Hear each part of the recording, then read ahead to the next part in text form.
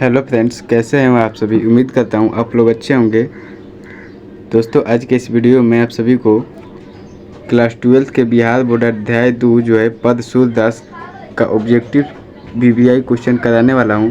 इससे पहले मैंने पिछली वीडियो में आप सभी को जो है पद का चैप्टर 1 जो कड़बक है, जो मलिक मोहम्मद जायसी द्वारा लिखा गया है, उसको मैंने ऑब्जेक्टिव और सब्जेक्टिव दोनों कंप्लीट करा दिए है। अगर आप लोग नहीं देखे तो हमारे चैनल के प्लेलिस्ट में जाकर आप लोग वहां से देख सकते हैं। तो चलिए जो है बिना देरी किए इस वीडियो को स्टार्ट करते हैं। वीडियो में आगे बढ़ने से पहले एक छोटा सा रिक्वेस्ट है, अगर आप लोग इस चैनल पर नए हैं तो प्लीज़ वीडियो को लाइक कीजिए और चैनल को सब्सक्राइब जरूर कीजिएगा। चलिए देखते हैं प्रश्न नंबर 1 क्या कर रहा है। क्वेश्चन नंबर 1 हमारा कर रहा है पद शीर्षक कविता के रचयिता कौन है। तो जो पद शीर्षक है उसके रचयिता यानी option number B Surdas ji है। इसका right answer option number B correct answer होगा। अगला नंबर प्रश्न देखते हैं। प्रश्न नंबर हमारा सेकंड क्या कर रहा है, सूरदास किस काल के कवि माने जाते हैं। तो जो कवि हमारे सूरदास है वह भक्ति काल के कवि माने जाते हैं, यानी ऑप्शन नंबर बी इसका करेक्ट आंसर हो जाएगा। अगला नंबर प्रश्न देखते हैं। प्रश्न नंबर 3 क्या कर रहा है, सूरदास की काव्य भाषा निम्नलिखित में से कौन सी है। तो जो सूरदास की जो काव्य भाषा है वह ब्रज भाषा है, यानी ऑप्शन नंबर सी ब्रज भाषा इसका करेक्ट आंसर होगा। अगला नंबर प्रश्न देखते हैं। प्रश्न नंबर 4 क्या कर रहा है हमारा, सूरदास के दीक्षा गुरु का क्या नाम था। यह जो है क्वेश्चन एग्जाम में रिपीट किया है और यह क्वेश्चन एग्जाम में बार बार जो है पूछाता है, तो आप सभी लोग इस क्वेश्चन को ध्यान में जरूर रखिएगा। पूछा जा रहा है हमारा कि जो है सूरदास के दीक्षा गुरु का क्या नाम है। तो सूरदास के आप लोग याद रखिएगा दीक्षा गुरु का नाम महाप्रभु वल्लभाचार्य था, यानी ऑप्शन नंबर सी इसका राइट आंसर होगा।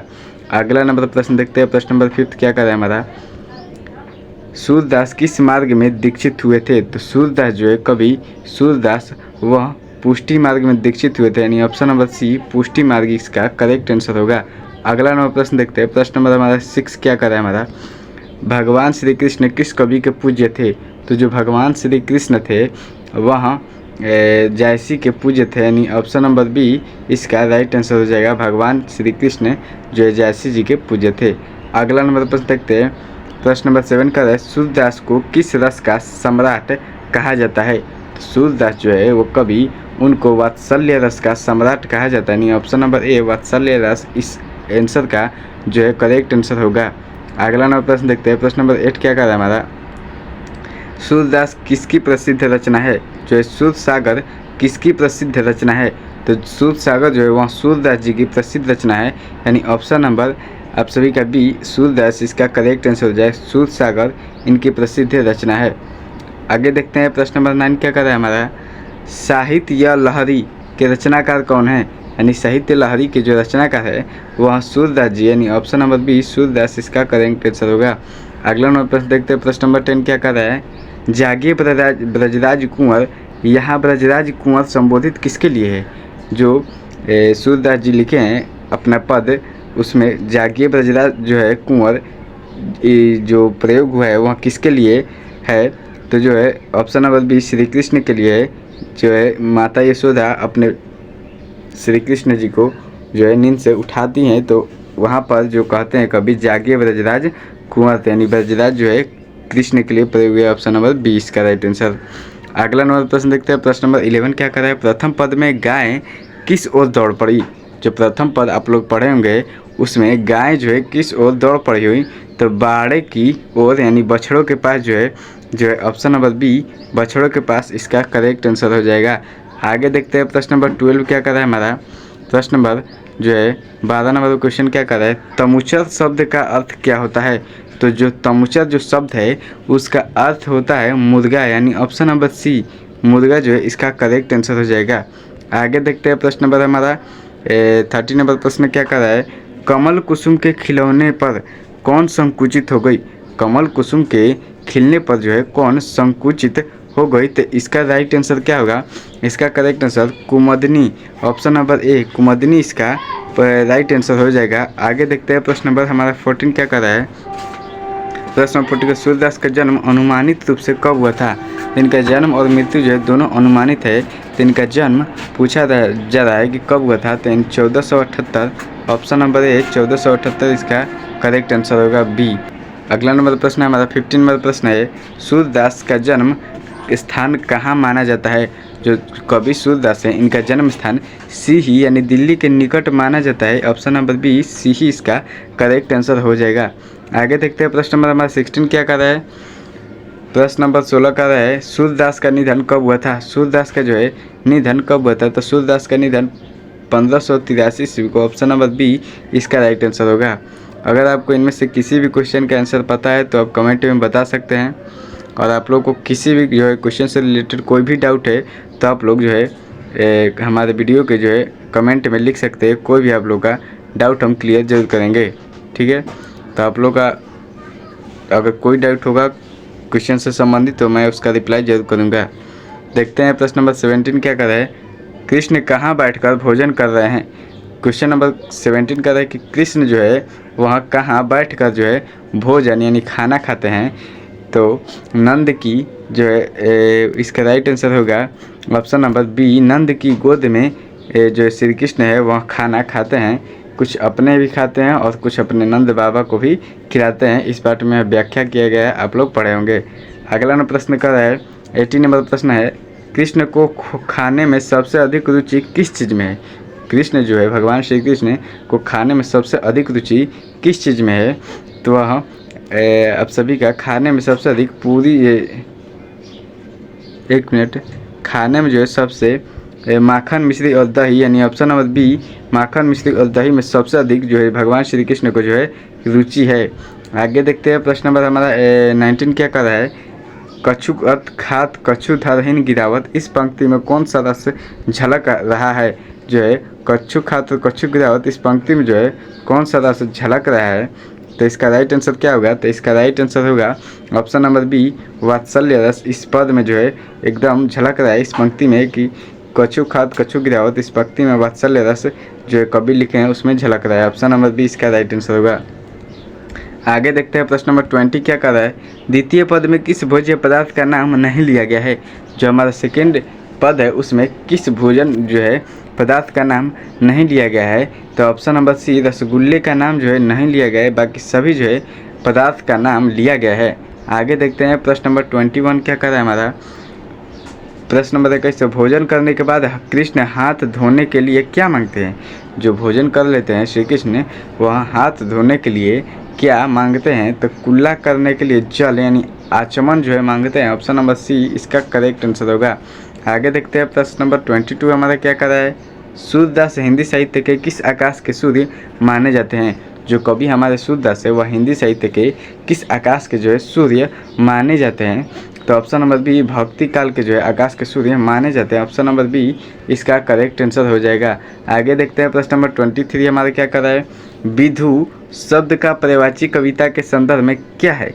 जो है विधु जो शब्द है वह उसका जो है पर्यायवाची कविता के संदर्भ में क्या जो है अर्थ होता है। तो विधु जो शब्द है उसका हिंदी कविता में अर्थ चंद्रमा होता है। ऑप्शन नंबर बी चंद्रमा इसका करेक्ट आंसर होगा। आगे देखते हैं प्रश्न नंबर हमारा 24 क्या कर रहा है।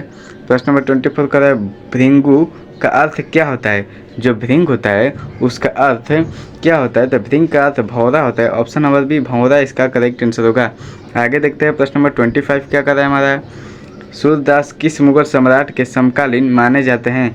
जो कवि सूरदास है वह किस मुगल सम्राट के जो है समकालीन माने जाते हैं। तो कवि सूरदास जो है वह अकबर मुगल जो सम्राट था उसके समकालीन माना जाता है, यानी ऑप्शन नंबर सी अकबर इसका करेक्ट आंसर होगा।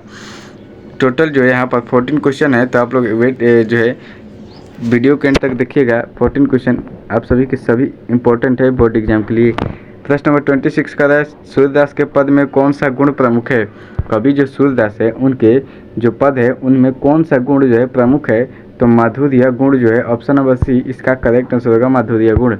आगे देखते हैं प्रश्न नंबर 27 का है, राजन शब्द का प्रयोग किसके लिए किया गया है। जो राजन शब्द है उसमें पद है उसमें राजन शब्द का प्रयोग पिता नंद के लिए किया गया है। श्री कृष्ण के जो पिता है उनके लिए राजन जो शब्द है उसका प्रयोग किया गया है। आगे देखते हैं प्रश्न नंबर 28 क्या कर रहा है, सूरदास की रचनाओं का संग्रह मुख्य रूप से किस ग्रंथ में है। जो कवि सूरदास है इनकी रचनाओं का जो संग्रह है वह मुख्य रूप से उपयुक्त सभी में है, यानी ऑप्शन नंबर डी उपयुक्त सभी में जो है शुद्ध शरावली, साहित्य लहरी, शुद्ध सागर, यानी इनमें सभी में जो है सूरदास की रचनाओं का जो संग्रह है वह मिलता है। प्रश्न नंबर 29 29 नंबर क्वेश्चन क्या करे देखते हैं। सूरदास की अभिरुचि किस कार्यों में थी? तो जो कवि सूरदास है उनकी अभिरुचि उपयुक्त सभी में थी, यानी कि पर्यटन और सत्संग में भी थी, कृष्ण भक्ति और वैराग्य में भी थी, और भजन कीर्तन तो वह करते ही थे, यानी ऑप्शन नंबर डी इसका करेक्ट आंसर हो जाएगा। आगे देखते हैं प्रश्न नंबर हमारा 13 क्या कर रहा है। पुष्टि मार्ग का जहाज किसे कहा जाता है? जो पुष्टि मार्ग है उसका जहाज किसे कहा जाता है? तो सूरदास जी जो है इनको पुष्टि मार्ग का जहाज कहा जाता है, यानी ऑप्शन नंबर सी सूरदास को इसका राइट आंसर हो जाएगा। अगला नंबर प्रश्न देखते हैं। प्रश्न नंबर 31 का है अष्टछाप में कितने कवियों का समूह था? जो अष्टछाप है उसमें कितने कवियों का समूह था? तो यानी ऑप्शन नंबर सी अष्टछाप में 8 कवियों का समूह था। ऑप्शन नंबर सी इसका करेक्ट आंसर होगा। आगे देखते हैं प्रश्न नंबर 32 क्या कर रहा है। सूरदास के दोनों पद किस महान ग्रंथ से संकलित है? तो जो सूरदास है कवि उनके दोनों जो ग्रंथ है वह किस महान ग्रंथ में से जो है संकलित है? तो सूरदास के जो दोनों पद है वह शुद्ध सागर से संकलित है, ऑप्शन नंबर सी शुद्ध सागर इसका करेक्ट आंसर हो जाएगा। आगे देखते हैं हमारा प्रश्न नंबर अगला देखते हैं हम लोग, एक सेकेंड। प्रश्न नंबर हमारा अगला क्या कर रहा है। प्रश्न नंबर 33 नंबर का है कि मिश्रित शब्द का क्या अर्थ है? जो मिश्रित हमारा शब्द है उसका क्या अर्थ है? इस चैप्टर में मिश्रित जो शब्द है उसका क्या अर्थ मिलता है? तो मिश्रित शब्द का अर्थ मीठा जो है मिला हुआ मिश्रित, यानी ऑप्शन नंबर बी इसका करेक्ट आंसर होगा। जो मिला होता है मिश्रित कई सारे पदार्थों से उसी को जो है मिश्रित जो है यहाँ पर लिखा गया है। आगे देखते हैं प्रश्न नंबर 34 क्या कर रहा है हमारा। ध्वनि का अर्थ कविता के अनुसार क्या है? जो ध्वनि जो अर्थ है उसका प्रयोग कविता में हुआ है उसके अनुसार इसका क्या अर्थ है? तो ध्वनि का अर्थ आवाज़ या ध्वनि, ऑप्शन नंबर बी इसका राइट आंसर हो जाएगा। आगे देखते हैं प्रश्न नंबर हमारा 35 कर रहा है। सूरदास किस प्रकार के भक्त कवि थे? तो सूरदास जो है कवि वह सगुण उपासक थे, यानी ऑप्शन नंबर ए सगुण भक्ति धारे का कवि थे। ऑप्शन नंबर ए सगुण उपासक इसका करेक्ट आंसर होगा। आगे देखते हैं प्रश्न नंबर हमारा अगला क्या कर रहा है। प्रश्न नंबर नेक्स्ट देखते हैं। प्रश्न नंबर हमारा 36 क्या कर रहा है। करनी का अर्थ इस अध्याय में क्या बतलाया गया है? जो करनी है उसका अर्थ जो है करनी, इसका अर्थ इस अध्याय में जो है क्या बताया गया है? तो करनी का अर्थ इस हाथ में इस अध्याय में हाथ बताया गया, नहीं ऑप्शन नंबर बी इसका राइट आंसर हो जाएगा। आगे देखते हैं प्रश्न नंबर 37 क्या कर रहा है। जेवत श्याम नंद की कन्या, यहाँ कन्या का क्या अर्थ है? जेवत श्याम नंद की कन्या, यहाँ कन्या का जो अर्थ है वह गोद है, यानी कन्या का अर्थ क्या है? कन्या का अर्थ गोद है जो है ऑप्शन नंबर जेवत श्याम नंद की कन्या, यहाँ पर कन्या का अर्थ जो है गोद है, ऑप्शन नंबर सी बी इसका राइट आंसर होगा। आगे देखते हैं प्रश्न नंबर 38 क्या कर रहा है। सूरदास की आंखें कैसी थी? तो सूरदास की जो आंखें थी वह ए और सी, ऑप्शन नंबर डी इसका करेक्ट आंसर है। ए और सी को लेकर मतभेद है, यानी कि वे जन्मांध थे यानी जन्म से अंधे थे, और सी वे बाद में अंधे हुए, इसको लेकर जो है मतभेद है, यानी ऑप्शन नंबर डी इसका करेक्ट आंसर हो जाएगा। अगर आपके एग्जाम में कोई दोनों में से एक रहता है तो आप किसी एक को ही टिक करेंगे, अगर दोनों रहता है तो ऑप्शन नंबर डी जो है टिक करेंगे, तो ऑप्शन नंबर डी इसका राइट आंसर होगा। आगे देखते हैं 39 नंबर क्वेश्चन। कृष्ण को दही के पात्र में क्या करना अच्छा लगता है? कृष्ण को जो दही के पात्र में वहाँ हाथ डालना अच्छा लगता है, ऑप्शन नंबर बी इसका राइट आंसर होगा।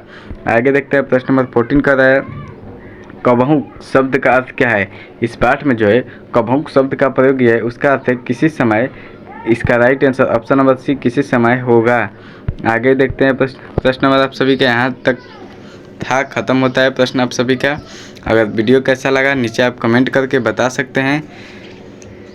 अगर आप लोग को कोई भी जो है वीडियो से रिलेटेड जो है डाउट होता है तो आप लोग नीचे कमेंट करके बता सकते हैं, मैं उसका रिप्लाई जो है ज़रूर देता हूं। तो चलिए मिलते हैं अगले वीडियो में, तब तक के लिए जय भारत, जय हिंद, जय भारत।